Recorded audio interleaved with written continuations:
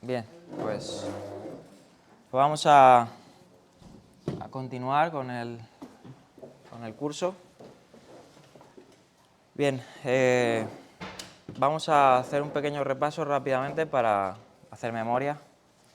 No sé si alguien se acuerda de los que vimos hace 15 días, rápidamente. Bueno, estamos en el capítulo 3, que pasamos de estudiar el objeto de la adoración al sujeto. El capítulo 3 se centra en el sujeto, que somos cada uno de nosotros, ¿no? Y estuvimos repasando a lo largo del capítulo la adoración, ¿no?, en los sujetos que fueron avanzando en la progresión bíblica, ¿no?, desde el Edén, ¿no?, pasando por después de la caída, y ahora estamos en la adoración en el antiguo Israel.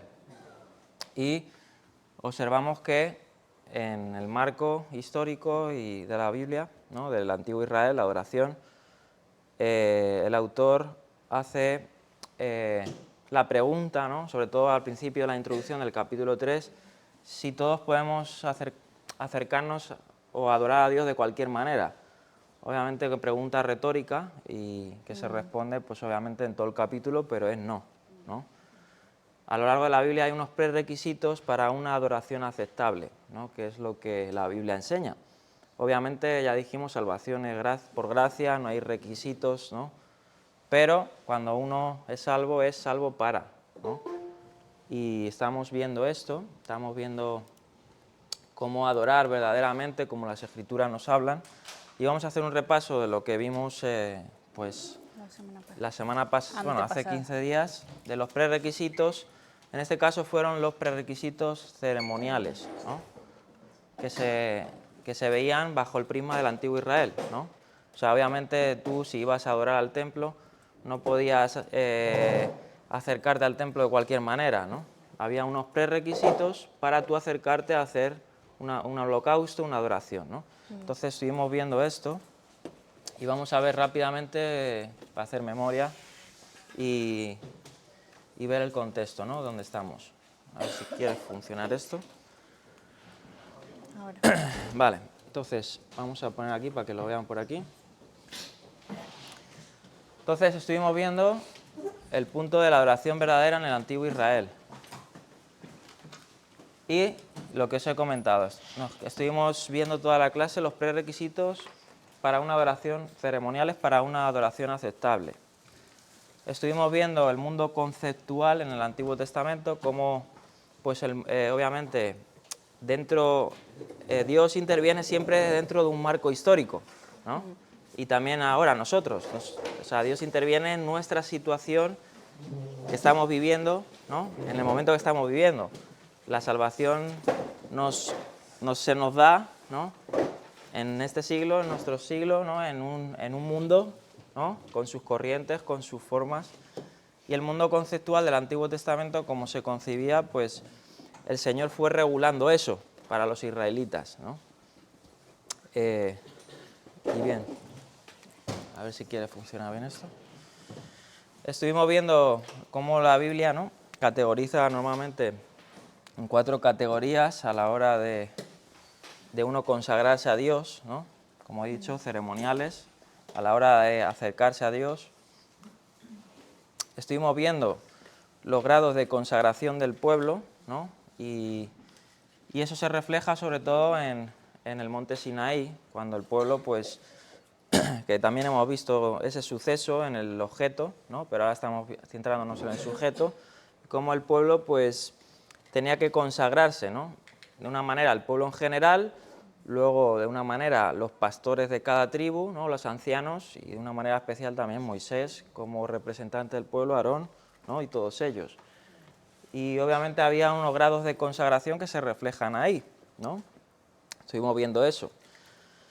Y por último, el último punto, estuvimos viendo, bueno, pues el estado de una pureza ritual, en este caso individual, ¿no?, como prerequisito para una adoración aceptable, ¿no? Estuvimos viendo un poquito lo que el Antiguo Testamento hablaba, ¿no?, a la hora de eso, de acercarse. En algunos ejemplos, por ejemplo, de relaciones sexuales, flujos, ¿no? Todas estas cosas que que también eran prerequisitos para a la hora de acercarse a Dios en el antiguo Israel, ¿no?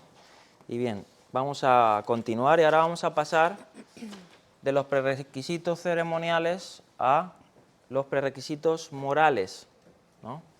Que van ligados en este sentido en el Antiguo Testamento, y obviamente hay muchos mandamientos que tienen que ver con lo ceremonial, sobre todo en Levítico, ¿no? Levítico es un libro, podemos decir, sacerdotal, ¿no? En el que, pues obviamente, como pueblo de Dios, ¿no? se nos manda a parecernos a Él, ¿no? Sé santos, dice la palabra, porque yo soy santo, ¿no? Siempre la Biblia, a la hora de centrarse en el sujeto, yo lo podría resumir en imitar a Dios, ¿no? Imitar su carácter. Y para imitar su carácter es imitar cómo Él anduvo, ¿no? Cómo Él muestra su misericordia, cómo Él muestra su carácter, reflejado pues en todos estos requisitos y mandamientos, promesas, ¿no? que hay en la Biblia. Bien, vamos ahora a ver la otra parte, que es la pureza moral, ¿no? Como requisito para una adoración aceptable. Como dice ahí, prerequisitos morales y espirituales para una adoración aceptable. Y dice aquí el autor, dice: había mucho más que un ritual externo para prepararse para una adoración aceptable, ¿no? Obviamente, cuando una persona ve el antiguo Israel, sobre todo pues personas que no han estudiado a profundidad el Antiguo Testamento, dice qué tantos requisitos, ¿no? tenía que tener un israelita para ser aceptado por Dios. Pero obviamente hay mucho más, ¿no? que eso, y vamos a ver algunas cosas, ¿no? Y aquí, por ejemplo, primera referencia, vamos a citar el Salmo de David, ¿no? Como dice ahí, cuando él peca, ¿no? Ese pecado, él pecó de muchas formas, ¿no? Y eso las mujeres ahora lo estáis viendo. Ayer estaba hablando con Avi de eso, ¿no? Que yo no lo sabía, pero David tuvo hasta 18 mujeres. O sea, eso es algo... Yo creía que eran 2 o 3, pero tuvo hasta 18 mujeres. Entonces, no solo fue con Betsabé fue, pues a lo mejor la cúspide, ¿no? Él pecó de muchas formas, pero él tuvo hasta 18 mujeres.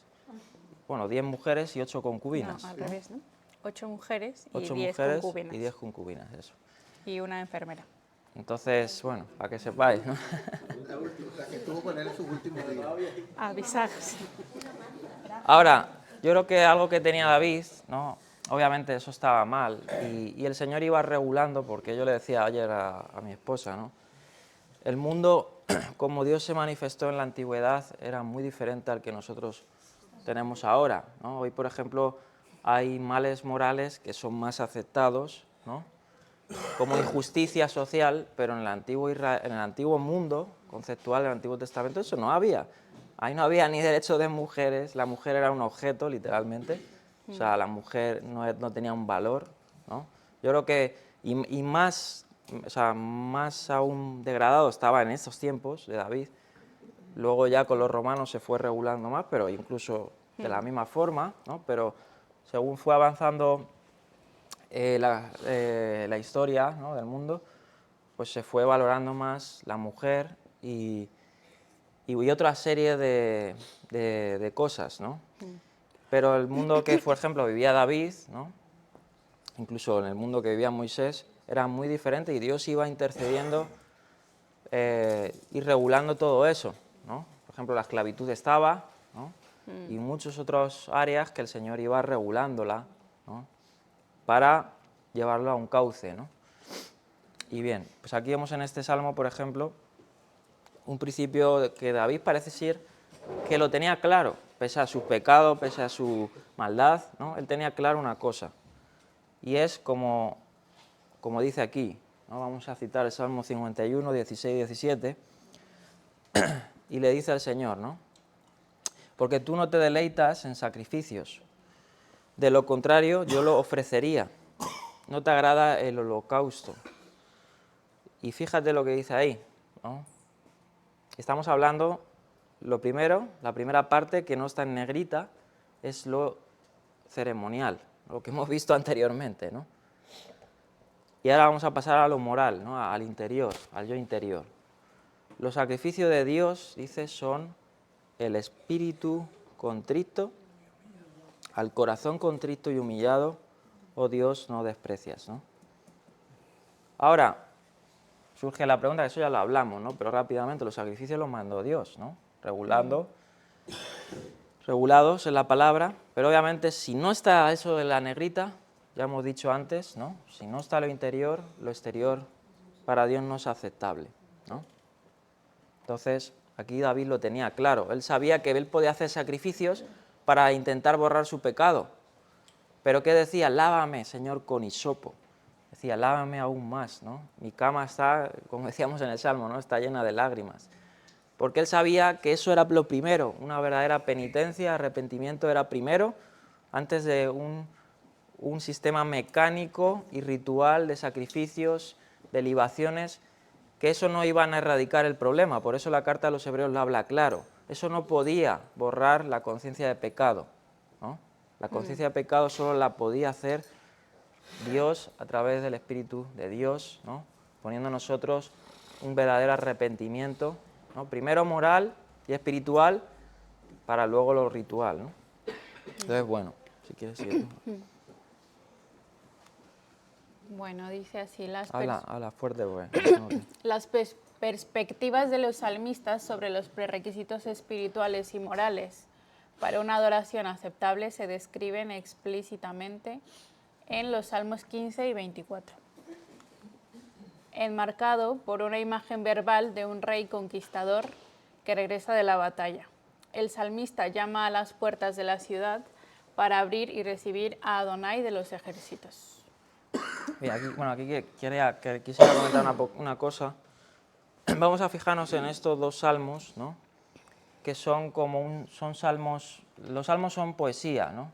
Dentro del marco hebreo, pues estaba una poesía, son libros poéticos, pero que tienen más allá de mera poesía, ¿no? Nos hablan principios teológicos, hasta hay profecías, ¿no? Hay muchas otras cosas, ¿no? Así era la poesía, pues podemos decir, hebrea, ¿no?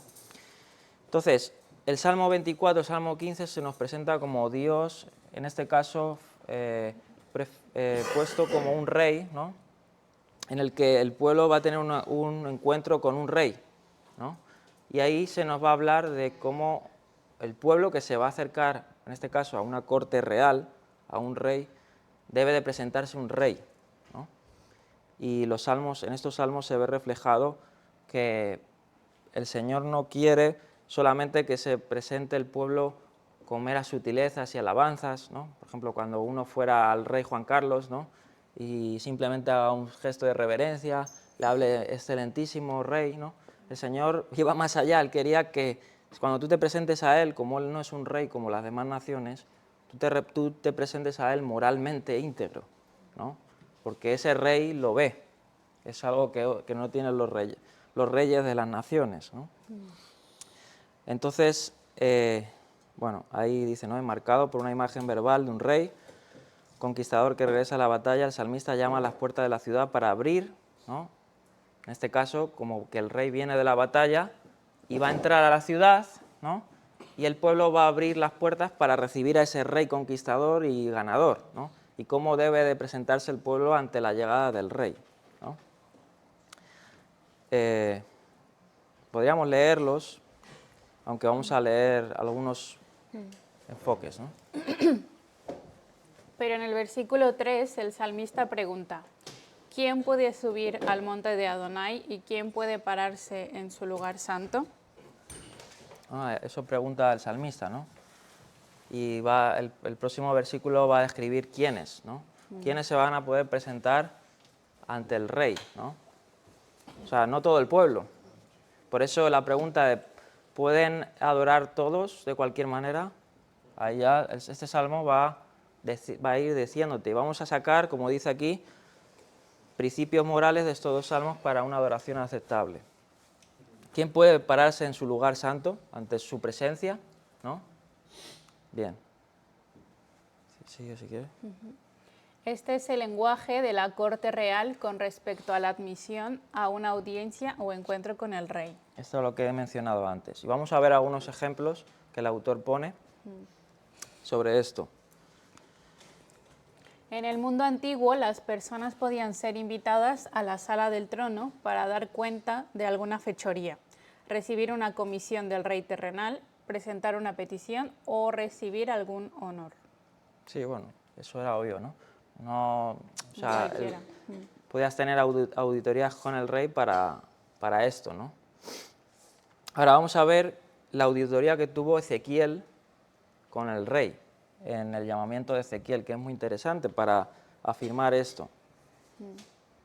Habiendo sido conducidos a la presencia del rey, ellos caerían a los pies del rey en un gesto de sumisión y reverencia, y esperarían una señal de aceptación como el toque del cetro en el hombro o la declaración verbal, levántate para que pueda hablar contigo. El Salmo 24 visualiza tal escena. Y por ejemplo, si vamos, ahí da la referencia el autor a Ezequiel, ¿no? Ezequiel tiene una visión, bueno, tiene una serie de visiones, ¿no? Pero en el capítulo 1 él recibe, estaba en Babilonia, ¿no? Cerca del río, a las orillas del río Quebar, y dice que él miró al horizonte, ¿no? Y vio una serie de visiones, ¿no? Y lo interesante, vamos a verlo rápidamente.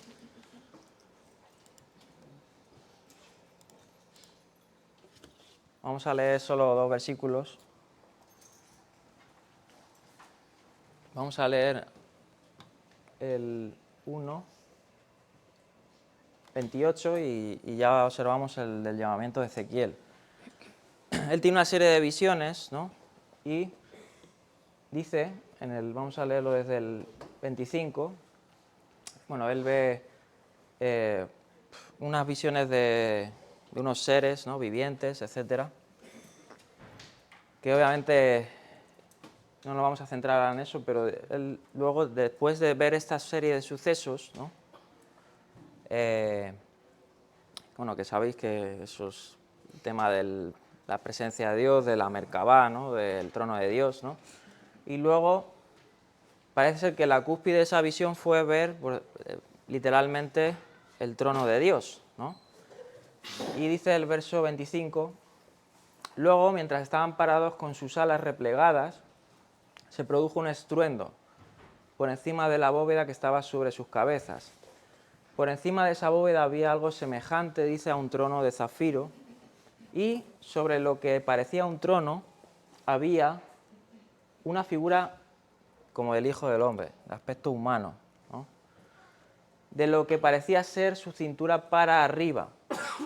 Vi algo que brillaba como el metal bruñido rodeado de fuego. De su cintura para abajo vi algo semejante al fuego y un resplandor a su alrededor. El resplandor era semejante al del arco iris cuando aparecen las nubes en un día de lluvia.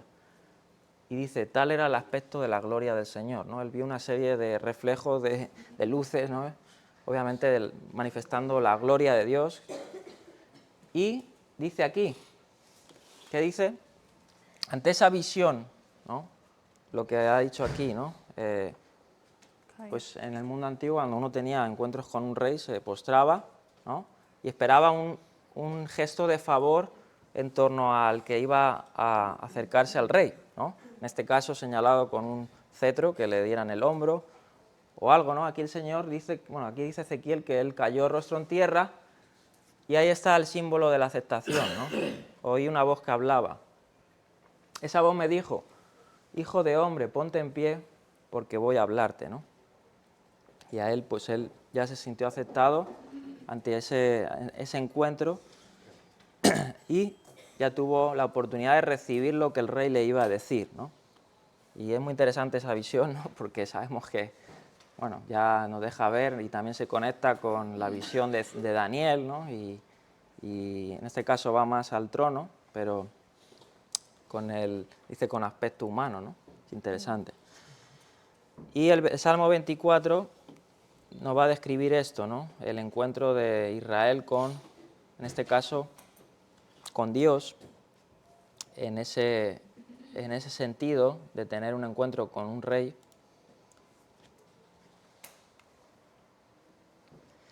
Entonces, hicimos la pregunta en el verso 3, ¿no? ¿Quién subirá al monte santo? ¿O quién estará delante de su presencia? ¿A quién le aceptará el Señor su reverencia? Y el próximo versículo, ¿no? ¿Qué dice? Dice eso, vengan, venid todos, ¿no? Venid como sois, ¿no? Tal cual estéis. Ven tal cual eres, Pues no, no dice eso la Biblia, ¿no? como el eslogan. El salmista no dice, vengan todos, ¿no? Venid con vuestros ídolos colgados al cuello, con vuestras... no dice eso, ¿no? Más bien, como dice aquí el autor, él especifica 4 requisitos previos en este salmo, se obtienen, para que el Señor les acepte. Vamos a ver algunos de ellos, ¿no? Manos limpias, ¿no? Corazón puro. Corazón puro, quien no ha alzado su alma a la falsedad Y no ha hecho falsos y quien no ha hecho falsos juramentos. Y dice, estas son 4 marcas de auténtica espiritualidad y 4 evidencias de una vida que agrada al Señor. Y vamos a ver un poquito esto. A ver si quieres ir. Bueno, y dice manos limpias, ¿no? Es el primer. Sí, vamos a ver el primero. El primer requisito. Abriendo con preguntas similares, el Salmo 15 enumera 11 acciones específicas que pueden interpretarse como comentarios sobre manos limpias, ¿no? El punto número 1, aquellos cuya adoración cúltica, es decir, de culto, ¿no?, es aceptable, son irreprensibles. Sus acciones son justas. Sus pensamientos y discursos se caracterizan por la integridad. No se prestan al chisme. No hacen daño a su vecino. No hablan mal de sus amigos. No tienen respeto por los pecadores descarados. Bueno, aquí estamos hablando del Salmo 21, pero el Salmo 15 nos da una idea de lo que pueda significar manos limpias, ¿no? Obviamente las manos tienen que ver con las acciones, ¿no? No quiere decir que tengas las manos limpias, que te las laves bien, ¿no? Sino lo que tú hagas, ¿no? En este caso tu acción a la hora de conducirte, pues se refleja en esta serie de comentarios que el Salmo 15 habla sobre esto, ¿no? Por ejemplo, obviamente, el primer punto, ¿no? Aquellos cuya adoración cúltica es aceptable, obviamente aquellos que hacen, ¿no?, por ejemplo, en este caso, a lo mejor lo externo, ¿no? Cuando tú presentas un holocausto, lo hagas de la manera en que el Señor te lo pide, no a tu manera, ¿no? De hecho, luego veremos en la simbología profética cómo esto el pueblo de Israel luego dejó una época de hacerlo como el Señor lo pedía, y hasta lo externo se banalizó, ¿no? Por ejemplo, algunos llevaban corderos magullados, ¿no?, y el Señor no los quería, y ya la degradación fue a un sumum impresionante, ¿no? Ya no solo era lo moral, ahora era hasta lo externo. Entonces eso ya era, pues, el colmo de los colmos. Y manos limpias se puede reflejar en eso, ¿no? Sus acciones son justas, incluso sus pensamientos, fíjate. O sea, sus pensamientos, ¿no? El Señor muchas veces, el Señor Yeshua, ¿no?, hizo mucho hincapié en esto también, ¿no? Dice que los homicidios, ¿no?, salen del corazón, ¿no?, y la idolatría y todas las cosas, ¿no? Es decir, del yo interior, ¿no? Entonces, un prerequisito también para una adoración aceptable son estos aspectos morales que hasta abarcan los pensamientos, ¿no? Por eso el nuevo pacto lo que hace es eliminar algo que lo ceremonial no puede, que es también la conciencia, cosas interiores, ¿no?, la renovación de la mente. Todas estas cosas que el Señor, por medio de su poder, su espíritu, hace para que nosotros podamos adorar en espíritu y en verdad.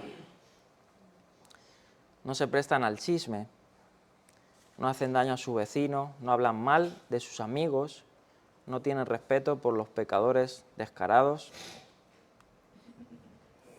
Sí. Honran a los que temen a Adonai, mantienen su palabra, aunque salgan perjudicados. Eso es interesante, ¿no? Mantienen su palabra, aunque salgan perjudicados. Se niegan a tomar ventaja de aquellos económicamente marginados. Ese es el último, ¿no? O sea, esta es una forma de ver que manos limpias abarca principios morales, ¿no? O sea, manos limpias no son externamente que tengan las manos limpias, ¿no? Las manos limpias, según el Salmo 15, abarcan estas cosas y la mayoría son cosas morales, ¿no? Se niegan a tomar ventaja de aquellos económicamente marginados, ¿no? ¿Cuántos hay que se aprovechan de la situación hasta de la desgracia de los demás, ¿no? Hay muchos. Y no, eso no dejaba también de lado al antiguo israelita, ¿no? O a nosotros, pueda ser. Mantienen su palabra aunque salgan perjudicados, ¿no? Interesante eso, ¿no? Jesús dijo sobre eso muchas cosas, ¿no? Los llamarán a dar testimonio, ¿no? Delante de las autoridades, yo os pondré palabra, y ellos daban su palabra, mantenían su palabra de quien su fe, tenían firme la fe, aun sabiendo que iban a ser perjudicados, que les iban a encerrar, los iban a encarcelar, ¿no? Y muchas otras cosas. Rechazan los sobornos para mentir acerca de un inocente. La línea final es decisiva. Aquellos que actúan de esta manera permanecerá firme para siempre, lo cual es otra forma de decir que sus expresiones de reverencia y homenaje ante Adonai son aceptadas y que están seguros en su presencia. ¿Quieres comentarlo? No. Dice, como dice, ¿no? La línea final es decisiva. Si una persona, obviamente, al acercarse al rey, en este caso, ¿no? Mantiene estos principios, ¿no? De que sus acciones, sus manos están limpias, su conciencia está limpia delante de Dios, ¿no? Va a ser aceptado por Dios, va a venir el rey como con Ezequiel, le va a decir, ven, levántate, ¿no? O la actitud que tuvo Isaías. ¿Cuántos han leído Isaías capítulo 6, ¿no? Isaías se sentía indigno de estar en la presencia de Dios, ¿no? Dice, ay de mí, ¿no? Ay de mí, que muero, dice, ¿no? El Señor. Él tenía una conciencia delante del Señor, Claro. y él tenía consciente que delante del Señor él tenía que ser íntegro, ¿no? El Señor purifica sus labios, ¿no? Para hablar, pero su actitud era, podemos decir, o su forma de conducirse ante el rey era de manos limpias, ¿no? Bien. Y algo que llama mucho la atención es que al ser algo, tus manos, ¿no? Representan algo que es externo, ¿no? Y fuera de ti, más bien lo que haces con las demás personas, ¿no? No, la mayoría de los ejemplos, ¿no? Son algo externo, ¿no? Y vemos un ejemplo en el Evangelio, ¿no? Donde le dice, deja tu ofrenda y vete y reconcíliate primero con tu hermano, ¿no? Si has hablado mal de él, si has abusado de una persona que no tiene dinero, ¿no? Si no has mantenido tu palabra, ¿no? Incluso, ¿no? Cuando tú sí tiene que ser sí, cuando tú no tiene que ser no. Lo primero es reconcíliate con tu hermano, luego vienes y ya me traes tu ofrenda, ¿no? Porque de nada me sirve que hagas una cosa si lo otro no lo tienes bien, ¿no? Y yo muchas veces me pongo a pensar cuando tengo que orar, ¿no? Como de, por ejemplo, ¿no? Cuando a lo mejor me enfado con Dani y digo, ya me voy a poner a orar y ni siquiera he ido y le he dicho, oye, lo siento o podemos hablar, ¿no? Y a veces voy y le despierto, ¿no? Ya está durmiendo. Y voy y le digo, Dani, lo siento. O le digo cualquier cosa, bueno, no cualquier cosa, pero trato de que eso esté limpio, ¿no? De decir, no estoy yendo en contra de lo que Dios me está pidiendo como básico, ¿no? Como cosas que pueden ser sencillas, ¿no? Y que luego vas arrastrando con el tiempo, ¿no? Y ese tipo de cosas también afectan, ¿no? El no tener las manos limpias, ¿no? Que nuestras relaciones con las personas estén manchadas, ¿no? Y bueno, es un constante, ¿no? Practicar ese tipo de cosas, ¿no? Que las relaciones con los hermanos estén bien. Sí, pero mano, o sea, totalmente. Y mano limpia no quiere decir que seamos irreprensibles. Claro. Cuando veáis en la Biblia, ¿no? Mi siervo Job, que fue irreprensible, Noé, que era justo, ¿no? No quiere decir que no tuvieran pecado. Y vamos a ver un texto muy interesante que va a reafirmar esto, ¿no? Lo que he dicho antes, que vamos a leer el último punto, ¿no?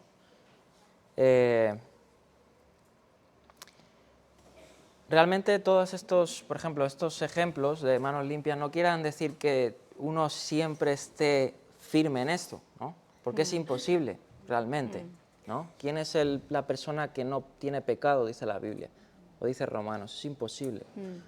Pero la persona que tiene manos limpias es aquella que practica esto, no que no erre en esto, que practica esto. Y vamos a ver un texto ahora muy, muy interesante. Y vamos a verlo, intentar ir, no me gusta ir mucho al hebreo, al griego, lo que sea, ¿no? Pero se hace un poco más claro en el hebreo, ¿no? En el libro de Job. Y vamos a ver primero esta diapositiva y luego vamos a citar ese verso. Un corazón puro. Ese es el segundo punto. Segundo punto que habla de Salmo 21. El análogo más cercano a esta expresión, bar lebab, aparece en el Salmo 73:1. Dios es bueno con Israel, con los que son puros de corazón, lo que significa limpio y justo por dentro. Eso es. Y esa expresión aparece en más textos de los Salmos, ¿no? Corazón limpio, lev tahor, purificar también el corazón, una persona que tiene una práctica de purificar su corazón, o sea, su vida, ¿no? También aparece muchas veces eso. O sea, no es que tienes un corazón puro y ahí ya, ¿no? Y eres un santo.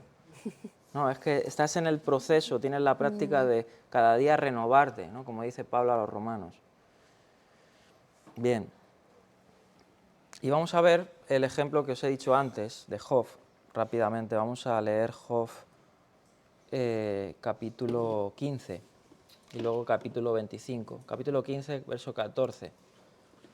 Voy a ponerlo aquí.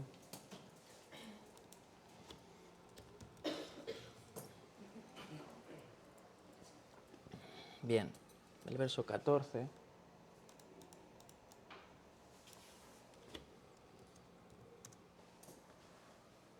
Fíjate lo que dice aquí. Y aquí es interesante, ¿no? Porque aquí cuando dice hombre se utilizan dos términos, ¿no? Y ahora lo vamos a ver. Dice, ¿qué es el hombre para...? Y ahí utiliza la palabra enos, ¿no? La palabra enos, como veis aquí. El humano. Que es el humano, por decir así, más débil, ¿no? El humano más frágil, el que no está tan firme, ¿no? Terrenal. Hay muchas formas, terrenal, muchas formas de poder traducir eso, ¿no?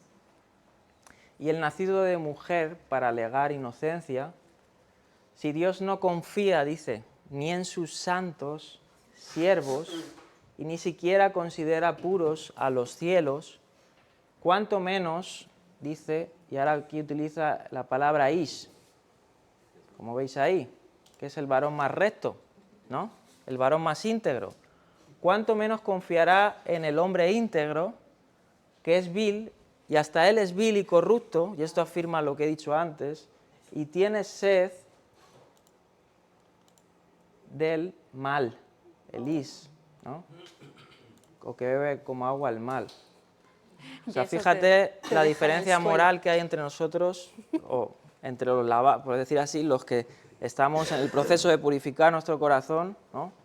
Y Dios, ¿no? Así en forma de hipérbole, ¿no? Pero realmente es así, ¿no? Como diría un puritano, y él decía, ¿no? ¿Qué está más cerca de Dios? ¿Un gusano o un arcángel? ¿No? Ninguno, porque Dios no tiene comparación, ¿no? No hay comparación delante de Dios, no puedes comparar la santidad de Dios con nada, ¿no? Y este texto es muy interesante, ¿no? Vamos a leer otra vez en el mismo libro, en Job 25:4, para afirmar esta parte, ¿no?, que he dicho antes. Y dice aquí, ¿cómo puede el hombre declararse inocente ante Dios? ¿Cómo puede alegar pureza quien ha nacido de mujer, ¿no? Obviamente concebido en el pecado. Nadie, ¿no? Sería la respuesta. Que no la ha dado, es una pregunta retórica, ¿no? Aquí vemos que obviamente manos limpias, ¿no? No quiere decir que seamos como se conoce a lo mejor, intachables, ¿no? Sino que nuestra condición, ¿no? Como he dicho, nuestra práctica, nuestra mente, todo sea a renovarse, ¿no? A purificarse. Y ahora vamos a ver lo del corazón puro, ¿no? Vale, no sé dónde está el ratón. Aquí. Vale. Bueno, sigue. Esta adición reconoce que podemos realizar actos de rectitud por deber o por hipocresía, y por lo tanto no desde el corazón. Sí, lo que ha dicho antes, ¿no? El Salmo dice Aquí Dios... ya... Bueno, sí, sí que sí. O sea, Dios es bueno con Israel, con los que son puros de corazón, ¿no? Lo que significa, según los términos que hemos visto antes, ¿no? Limpio y justo por dentro. Dice, esta adición reconoce que podemos realizar actos de rectitud por deber o hipocresía y por lo tanto no desde el corazón, ¿no? Eso es la principal objeción que se da en la Biblia, sobre todo los profetas, al pueblo de Israel, ¿no? Que ahora veremos unos ejemplos. Y Jesús, ¿no? Tuvo un problema muy fuerte con los fariseos, ¿no? Que obviamente encarnaban esta frase, ¿no? Ellos le dan mucho énfasis a la pureza ritual, ¿no? A lo externo, más lo interno era un mal común que Jesús veía en su condición, ¿no? Bien. Y aquí si no empiezas a sentir así un dolor en el pecho. Sí, obviamente, yo creo que ese es ¿Por qué? Y eso me gustaba escuchando un predicador hace años, ¿no? Porque surge la pregunta siempre, ¿no? ¿Cómo puedo saber que yo soy salvo, ¿no? ¿Cómo lo podemos saber? Bueno, yo creo que el mayor indicio es que delante del pecado tienes una conciencia que te reprueba, ¿no? O sea, eso lo produce el Espíritu de Dios cuando Dios te ha redimido, que produce un redarguir del pecado, de justicia y de juicio, ¿no? O sea, si tú tienes eso de que pecas impasiblemente, de que pecas y te da igual, ¿no? Ofender a Dios y que mañana sí que duermes por la noche igual, ¿no? Cuando uno peca ante Dios no duerme, no duerme. Cuando uno peca con su hermano y de la misma forma debe de ser, ¿no? Eso es un gran indicio a esa pregunta, ¿no? Y a la condición de uno que es apto para enfrentarse al rey, ¿no? Y que el rey le diga, levántate, como a Ezequiel, ¿no? Bien, vamos a seguir. Devoción incondicional a Adonai. Aquellos cuya adoración es aceptable no han elevado su alma a la falsedad. Ese ya es el tercer punto. La afirmación parece extraña, pero el salmista tiene en mente el volver nuestros afectos en ídolos, aquí caracterizados como ilusorios, falsos, equivocados y retorcidos.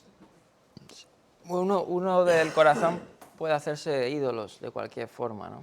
Incluso hasta, entre comillas, aceptables, ¿no? Uno puede levantar un ídolo incluso de algo bíblico, ¿no? O de algo que moralmente es bueno, pero de la práctica de lo que sea, ¿no? Del ayuno. Uno que solo enfatiza en el ayuno, ¿no? Puede volverse hasta una doctrina de demonio, podríamos decir así, ¿no? Si uno enfatiza, si no hace ayuno, no tienes a Dios, ¿no? O si no, uno, como decían los fariseos, ¿no? Si uno no se circuncida, no tiene la salvación, ¿no? Eso es una doctrina de demonio.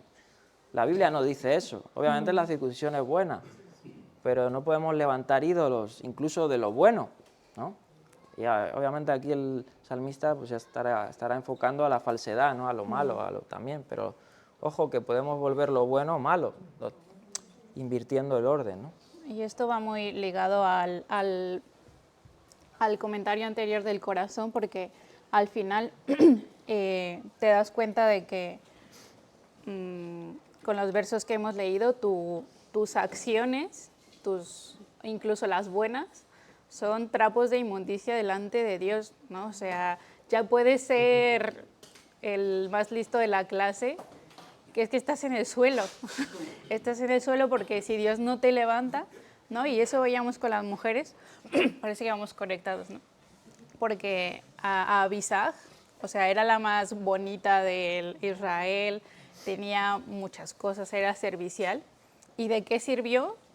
si el rey David no pudo hacerla su esposa, no pudo darle ese mérito, esa salvación, ¿no? Y así es como yo lo veía con Dios, ¿no? O sea, tú puedes ser la más bonita, el más guapo, tener los mejores dones, cantar precioso, hacer el pino, pero si Dios no te da ese don de ser salvo por sus propios méritos, por su salvación, por su Hijo, es que no sirve de nada, ¿no? Estamos en el suelo totalmente, ¿no? Y ahí es algo claro, ¿no? Que si nosotros ponemos el que Dios hace algo por nosotros, porque nosotros nos lo merecemos, porque nosotros hacemos lo bueno, es que tenemos un mal concepto de lo que es Dios, ¿no? Porque Él nos responde, nos habla, nos ha salvado solo por su pura gracia, ¿no? No porque hayamos hecho algo bueno, y bien lo dice la palabra, ¿no? Para que nadie se gloríe, ni nadie se ponga una estima más alta de la que tiene, ¿no? Y a mí leer estos versos me hace mantenerme así, ¿no?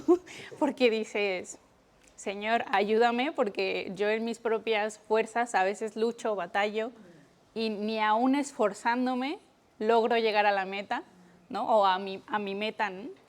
Pero es el Señor quien derrama su misericordia y su gracia, ¿no? Como lo hizo cuando David se arrepintió de sus múltiples fechorías, ¿no? Y es lo que le decía a Dani ayer, ¿no? O sea, cada vez que nos enfocamos en un personaje más de la Biblia, me doy cuenta de que por muy bonito que pareciera la vida de David, es que era un desastre, o sea, era malo, era una persona, le decía a Dani, estaba podrido, estaba mal, ¿no? Y uno no ha hecho ese tipo de cosas, ¿no? Pero seguimos siendo malos. Y Dios, aún así en su misericordia, no quitó lo que le había dado, ¿no? Pero por amor a su nombre, no porque David fuera rubio y muy talentoso con las mujeres, no, lo hizo por su pura gracia, por su pura misericordia, ¿no?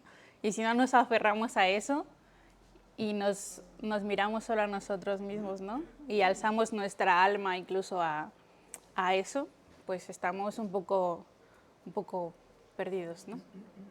Bueno. Esta referencia a los afectos indivisos representa la versión del Salmo del Shema. Sí, el amarle con toda la mente, con todo el corazón, ¿no? O sea, elevar nuestra vida a lo, como dice ahí, ¿no? No a la falsedad, sino A lo vano, ¿no? con una devoción a Él, ¿no? Por eso el verso 4 habla de eso.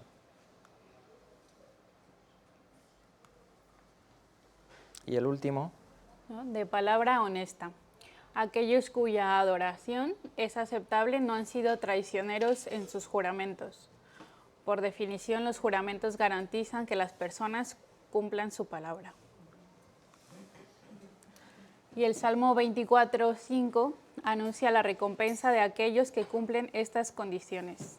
Recibirán una bendición de Adonai y recibirán un veredicto divino de justos, de justificados. o sea, fíjate, no hemos leído el Salmo 24, ¿no? Pero estamos extrayendo los puntos, ¿no? En ese encuentro con el rey, ¿no? Sacamos, ¿no? De manos limpias, ya hemos hablado de las acciones y terminamos con palabra honesta, ¿no? O sea, que su sí sea sí, como decía Yeshua, ¿no? La palabra, obviamente, si somos predicadores de la verdad o si vivimos en la verdad, no podemos hablar la mentira, ¿no? Entonces, aquí vemos que todas estas cosas, ¿no? También en el antiguo Israel, ¿no? En el marco del antiguo Israel, una adoración aceptable no solo era ritual, sino aquí vemos los principios morales, ¿no? Muchos se muestran en estos salmos. El veredicto del Señor es, ¿no? Podéis estar ante mí, ¿no? Como en el Sinaí que vimos, ¿no? Comieron y bebieron, no murieron, de la misma forma, ¿no? Es interesante, ¿no? Y bien. Tales pronunciamientos confirman que Dios ha recibido favorablemente las expresiones de homenaje y reverencia de culto del adorador. Obviamente, ahí ya hay una respuesta de Dios en que eso Que es nos lo ha que aceptado. puede hacer que podamos tener un encuentro con Él, ¿no? O mantenernos en pie en su presencia. de que Él acepta, ¿no? Él ha recibido la adoración y le ha agradado, ¿no?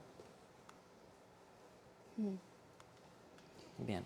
Estos salmos ofrecen un correctivo bíblico a una noción común, pero para nada de que Dios solo mira nuestros corazones en lugar de nuestras acciones externas. Obviamente, ¿no? Mucha gente dice, no, pero tú Dios no mira el puedes ver corazón. mi corazón, ¿no? Bueno, hay un indicio. Muchas veces esto es un poco sutil, ¿no? Hay que, obviamente, pero si una persona, ¿no? Sus frutos, como Jesús lo dijo, Mateo capítulo 7, ¿no? Si el árbol es bueno, da frutos buenos, si el árbol es malo, da frutos malos. Cuando hablamos de esa parte en Mateo, ¿no? La tendencia del árbol tiene que ser a dar fruto bueno, ¿no? Y dar en abundancia, a poder ser, ¿no? Si no hay un problema. Pero hay muchas personas que se escudan en esto, ¿no? En el tema de que Dios solo ve el corazón, ¿no? Segunda de Samuel o primero de Samuel, ¿no? Para dejar de hacer o poner excusas, ¿no? Para seguir así. Para seguir haciendo y dando fruto, ¿no? Obviamente hay un punto ahí muy sutil y no podemos dejar pasar esto, ¿no? Como hace el autor, ¿no? Es un correctivo para todos ellos, ¿no? De que el Señor obviamente mira los corazones, pero también nuestras acciones, porque de los corazones salen los homicidios, dice la palabra, ¿no? Salen los adulterios, ¿no? De igual manera del corazón va a salir, si tu corazón es bueno, va a salir el amor, ¿no? Va a salir la aceptación, va a salir todo lo bueno y todo lo honorable, como dice la palabra, ¿no? Algunos basan este entendimiento, lo que decía Dani, ¿no? En 1 Samuel 16:7, porque Adonai no ve como los hombres. Los hombres miran la apariencia externa, pero Adonai mira al corazón. Y obviamente ese texto no lo podemos sacar de contexto, ¿no? ¿Cuántos recuerdan cuál fue ese texto? Obviamente fue para elegir, ¿no? A al David. siervo de Dios. Obviamente para los hombres, como este va a ser un rey de Israel, ¿no? Un hombre que Dios va a depositar sus promesas de reino, ¿no? Mesiánico, si es el más pequeño, el más insignificante de los hermanos, ¿no? Obviamente eso tiene un texto, ¿no? Pero también hay un principio espiritual. Pero obviamente no podemos coger este texto, que tiene un contexto, para justificar, ¿no? Una condición o una forma de ver, ¿no? Una forma según qué situación.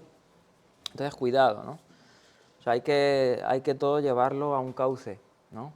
Igual va a poner el ejemplo ahora, que ya lo hablamos en el capítulo 1, ¿no? De que la famosa frase, Dios odia al pecado, pero ama al pecador, ¿no? Obviamente es cierto, Dios ama a todo el mundo, de tal manera amó Dios al mundo, ¿no? Y Él ha entregado su sacrificio como expiación para todo el mundo. Pero obviamente si tú rechazas esa ayuda, ¿no? esa salvación, obviamente lo único que te queda es ira, según la palabra de Dios, ¿no? Los próximos versos de Juan 3:16 te lo dicen, ¿no? Entonces hay que tener el balance de esto, ¿no?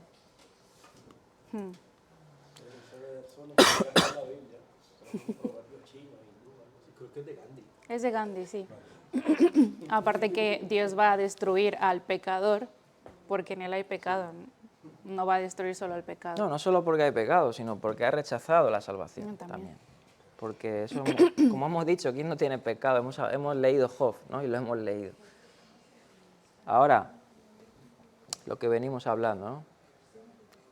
Nuestra salvación y nuestra adoración se va a ver reflejada tanto en lo interno, ¿no?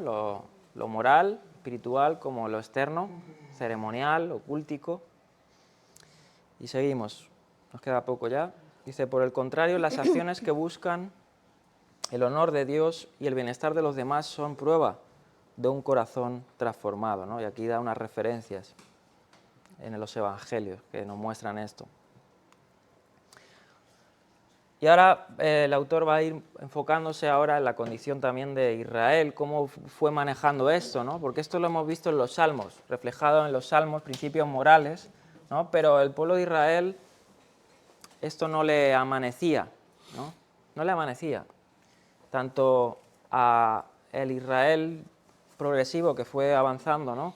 Que se dividió en dos casas, ¿no? De Israel por el pecado.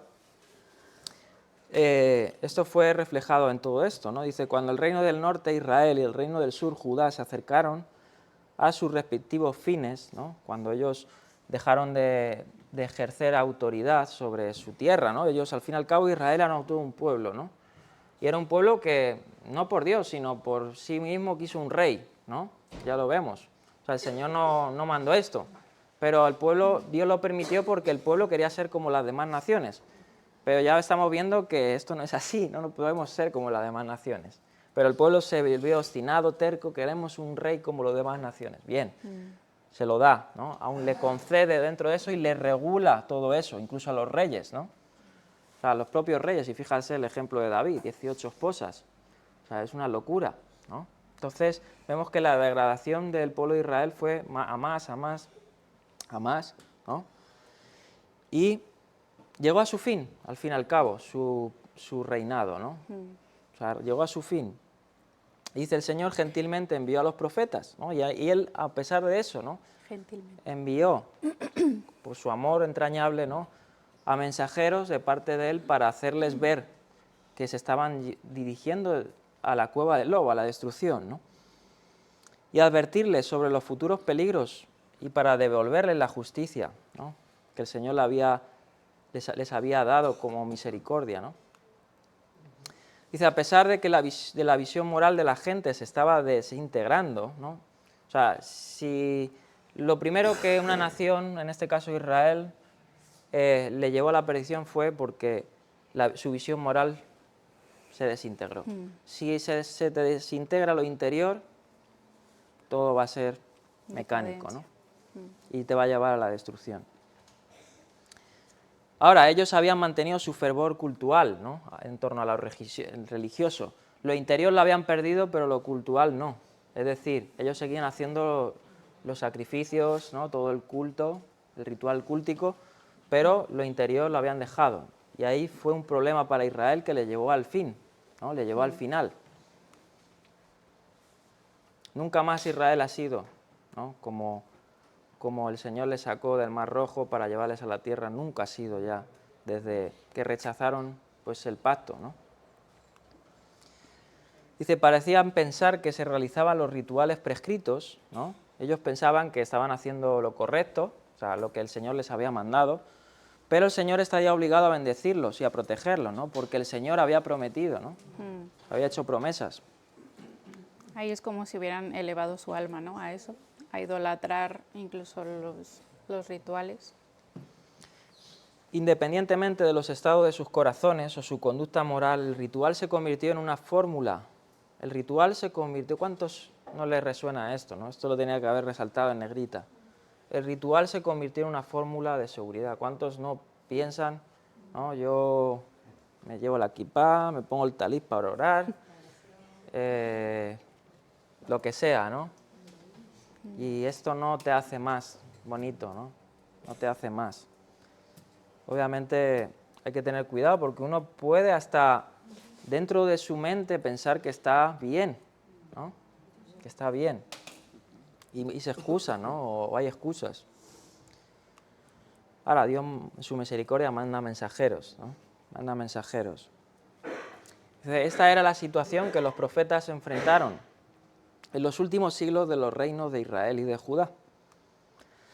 Hablando por el Señor, fíjate, vamos a ver algunos indicios de esto. Amós respondió al problema en el reino del norte en el siglo VIII, antes de Cristo. Y vamos a ver cómo se expresa el profeta Amós por la boca del Señor. Fíjate, esto es muy interesante. Aborrezco, desprecio vuestras fiestas, ¿no? Lo externo, porque al fin y al cabo las fiestas, obviamente nosotros hoy en día hacemos sacrificios de alabanza, ¿no?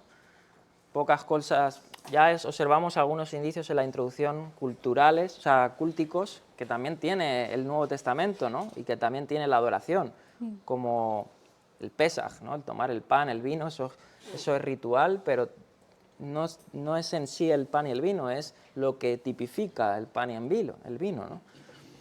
Pero fíjate, ellos como habían dejado a un lado lo espiritual, lo moral, el Señor por el profeta Amós le dice esto, les envía y les dice al reino del norte, yo aborrezco y desprecio vuestras fiestas, tampoco me agradan vuestras asambleas solemnes, aunque me ofrezcáis holocaustos y vuestras ofrendas de grano, no los aceptaré, ni miraré las ofrendas de paz de vuestros animales cebados.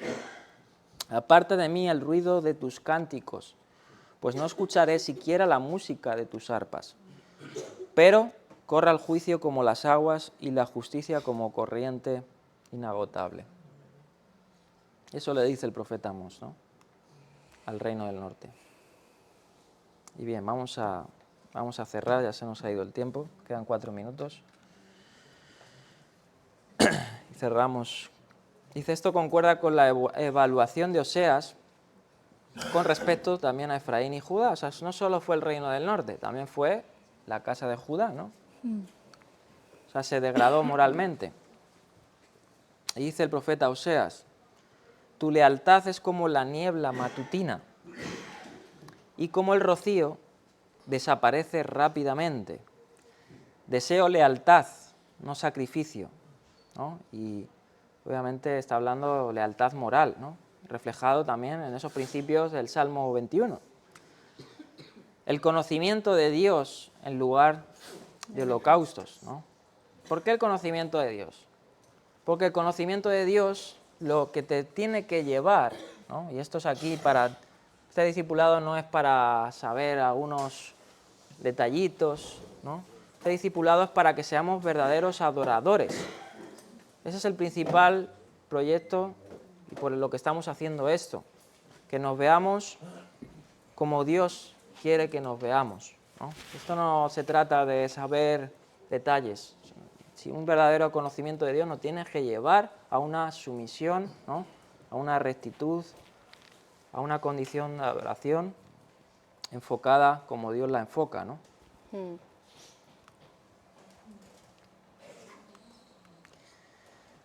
Dice, anteriormente Oseas había presentado las acusaciones del Señor contra Israel. Él ya les había anticipado su condición moral, ¿no?, tanto a Judá como a Efraín. Juraban en falso, eran deshonestos, ¿no?, consigo mismos inclusive, practicaban incluso el asesinato, el robo, el adulterio. Y es muy interesante porque parece ser que estaba tan moralmente la degradación que hay indicios, ¿no?, y los comentaristas lo hablan. De hecho, creo que el apóstol Pedro luego también cita la fidelidad a la esposa, porque parece ser que un mal moral que había, una degradación moral muy fuerte que había en estos reinos, en sus últimas etapas eran que no eran fieles ni a sus esposas, ¿no?, y era una práctica entre ellos, ¿no? Y ahora vamos a ver esto. Dice, de hecho solo había crimen tras crimen. En el verso 4 del 1 al 2 se ve reflejado.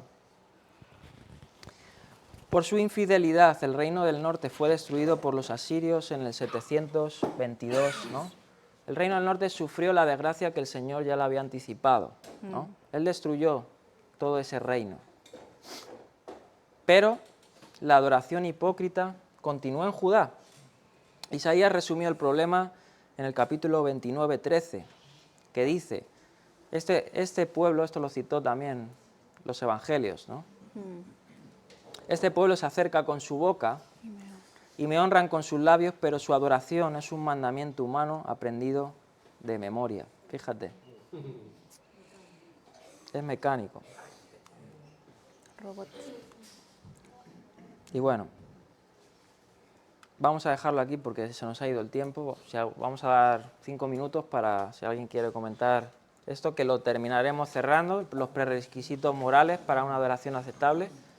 Y bueno, nos despedimos, nos vemos en el próximo estudio. Seguiremos para terminar este punto y ya cerraremos el capítulo 3 con, estamos viendo, ¿no?, progresivamente desde Adán, después de la caída, ¿no?, el antiguo Israel, y ahora iremos al Nuevo Testamento para ver qué nos refleja sobre, enfocándose en el sujeto de la adoración, en nosotros, ¿no?